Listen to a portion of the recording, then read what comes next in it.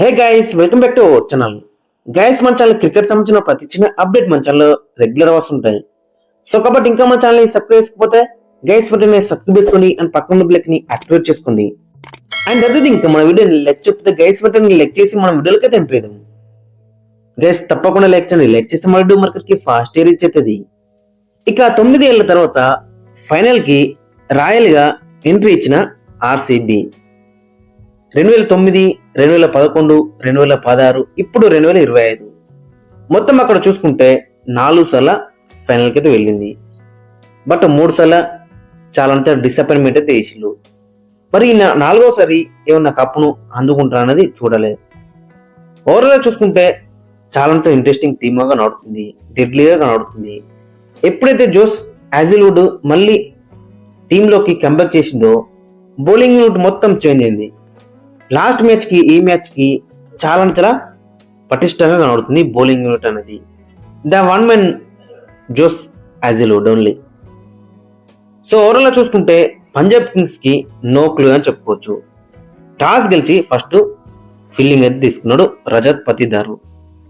వీళ్ళైతే ప్రాపర్ గా పిచ్ అయితే రీడ్ అయితే వేసిళ్ళు. అందరు ఏమన్నారు, మరి ఆర్సీబీ ఏమన్నా తప్పు నిర్ణయం తీసుకుందా, మరి ఇలాంటి ప్లే ఆఫ్స్ లో ఫస్ట్ బ్యాటింగ్ వేసి దట్టు గుడ్ వికెట్, మంచి గ్రాస్ కనబడుతుంది, బౌన్స్ ఉంది, ట్రూ బౌన్స్ ఉంది, మరి ఒక 200 స్కోర్ బోర్డు పైన పెట్టి మరి దాన్ని డిఫెండ్ చేసుకుంటే బెటర్ ఉంటుంది అన్నారు. But end of the day చూసుకుంటే ఆర్సీబీ కెప్టెన్ తీసుకున్న నిర్ణయం వచ్చేసి 100% కరెక్ట్ అని చెప్పుకోవచ్చు. తను తీసుకున్న నిర్ణయానికి వాళ్ళ బౌలర్స్ ఆన్ స్పాట్ ఉన్నారని చెప్పుకోవచ్చు. ఫస్ట్ వికెట్ ఎస్ దయాలు, ప్రియాంశ్ ఆర్యది, తర్వాత భువనేశ్వర్ కుమార్. అంతకుముందే ఐపీఎల్ హిస్టరీలో 3 సార్లు అవుట్ చేసిండు అక్కడ ప్రభు సిమ్రన్ సింగ్. దీంతో 4వసారి అతను అయితే అవుట్ చేసిండు. తర్వాత మొత్తం లైన్ కొద్ది అవుట్ అయ్యాలని చెప్పుకోవచ్చు. ఒక్క బ్యాట్స్మెన్ కూడా అక్కడ క్రీజ్ లో ఉండి ఆడలేకపోయాడు.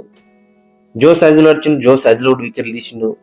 తర్వాత స్పిన్నర్ శివ శర్మని కూడా వాళ్ళైతే రీడ్ చేయలేకపోయారు. ప్రతి ఒక్కరు కూడా చాలా డిసప్పాయింట్మెంట్ అయితే వేసిళ్ళు. మొత్తం అల్ట్రా అగ్రెసివ్ తోనే ఆడదామని చూసిళ్ళు. ఎందుకంటే వాళ్ళకి నెంబర్ 10 రకం బ్యాటింగ్ అవుతుంది.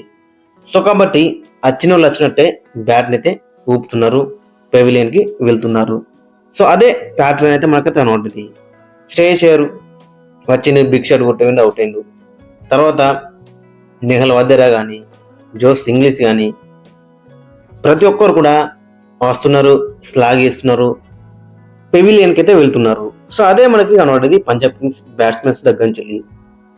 ఇక ఆర్సీబీ బౌలింగ్ యూనిట్ చూసుకుంటే మాత్రం చాలా డేంజరస్ గా మనకైతే కనబడుతుంది. ఎప్పుడైతే జోస్ యాజిల్వుడ్ ఇంక్లూడ్ అయినో మళ్ళీ డిఫరెంట్ బౌలింగ్ యూనిట్ లెక్క మనకైతే కనబడుతుంది. ఆన్ స్పాట్ ఉన్నారని చెప్పుకోవచ్చు. జోస్ యాజిల్వుడ్, భువనేశ్వర్ కుమార్, ఎస్ దయాలు ముగ్గురు పేసర్లు కూడా చాలా బెటర్ రాణించారు. ఇక వాళ్ళకి తోడుగా స్పిన్నర్ శివ శర్మ 3 వికెట్లే తీసుకున్నాడు, దట్టు ఇలాంటి పిచ్ లో. సో అక్కడనే మొత్తం పంజాబ్ కింగ్స్ కొలాప్స్ అనే చెప్పుకోవచ్చు. శశాంక్ సింగ్, తర్వాత మార్కో స్టోయినిస్ ఇంపార్టెంట్ వికెట్స్ అని చెప్పుకోవచ్చు. మరి అక్కడ శివ శర్మ తీసిన వికెట్స్లలో కంప్లీట్ గా 1 సైడ్ డామినేషన్ తో అయితే ఈ మ్యాచ్ గెలిచిలని చెప్పుకోవచ్చు.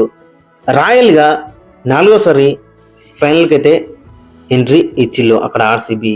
మరి ఫైనల్లో మరి జీటీతో ఆడతారా, ముంబై ఇండియన్స్ తో ఆడతారా, మళ్ళీ ఇదే పంజాబ్ కింగ్స్ తో ఆడతారా అనేది చూడాలి. ఓవరాల్ చూసుకుంటే ఆర్సీబీ మొత్తం డిఫరెంట్ టీమ్ గా నడుతుంది. ఇక చేజింగ్ లో కూడా చాలా బెటర్ రాణించుళ్ళు.